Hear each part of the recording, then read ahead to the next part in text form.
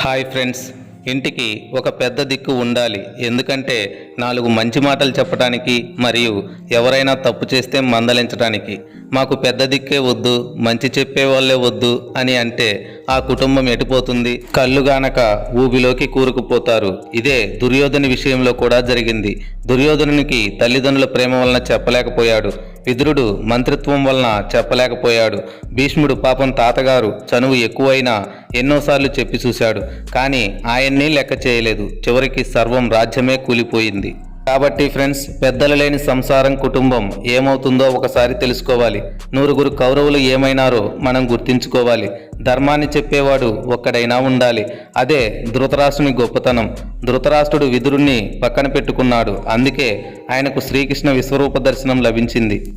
అదే శకుని దగ్గర పెట్టుకున్న దుర్యోధను యొక్క స్థితి ఏమైందో మనకు తెలుసు. దుర్మార్గుడైనా సరే ఓ మహాత్ముణ్ణి, మంచివాణ్ణి చెంత ఉంచుకోవాలి. అదే ధర్మరాజు విషయంలో చూడండి, అందరి మాట విన్నాడు. ఆయన మాట ఆయన తమ్ముళ్ళు కూడా విన్నారు. ధర్మ ప్రవర్తనతో బ్రతికారు. దుర్యోధనుడు ఎవరి మాట వినలేదు. గురువుల మాట వినలేదు. పెద్దల మాట కూడా వినలేదు. శ్రేయోభిలాషుల మాట కూడా వినలేదు. భగవంతుని మాట కూడా వినలేదు. చివరికి ఏమయ్యాడు?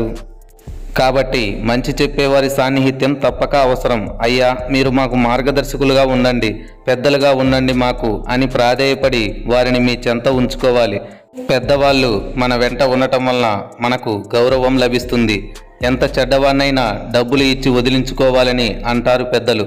రాజు చెడ్డవాడైనా మహామంత్రి మంచివాడుగా, ధర్మం చెప్పేవాడుగా ఉండాలి. అప్పుడే ఆ రాజ్యంలోని ప్రజలు 10 కాలాల పాటు చల్లగా ఉంటారు. ధర్మం చెప్పే పెద్దలు లేనందున లేదా చెప్పినా వినకపోవటం వలన సమాజం దెబ్బతింటుంది. ఎవరికి వారు నేనే పెద్ద అంటే ఎలాగా? అలాంటి జ్ఞానవంతులు ఉంటేనే ఒక్కోసారి పొరపాట్లు, తప్పులు జరిగిపోతుంటాయి. అయ్యా శ్రీకృష్ణ, నేను ఏమి తప్పు చేశానని భీష్ముడు శ్రీకృష్ణుల వారిని అడుగుతాడు. ఓ తప్పు జరిగే చోట పెద్దలు ఉండటమే తప్పు అని అంటాడు శ్రీకృష్ణుడు. ఓ తప్పును చూస్తూ ఖండించకుండా అక్కడి నుంచి వెళ్ళిపోకుండా మౌనం వహించి చూస్తూ ఉండటమే భీష్ముడు చేసిన తప్పు. ద్రౌపది వస్త్రాపహరణ సమయంలో భీష్ముడు ఏమి చేయలేక అక్కడే ఉండిపోయాడు. అదే విదురుడు చూడకుండా వెళ్ళిపోయాడు. కావున పెద్దలు ఓ తప్పు జరిగిన చోట ఉంటే ఆ పాపం వారి ఖాతాలో కూడా వేస్తారు. అందువలన చెప్పిన మాట విననప్పుడు పెద్దలు ఆ స్థలం నుంచి వెళ్ళిపోతారు. ఇది విఘ్నులు చేసే పని.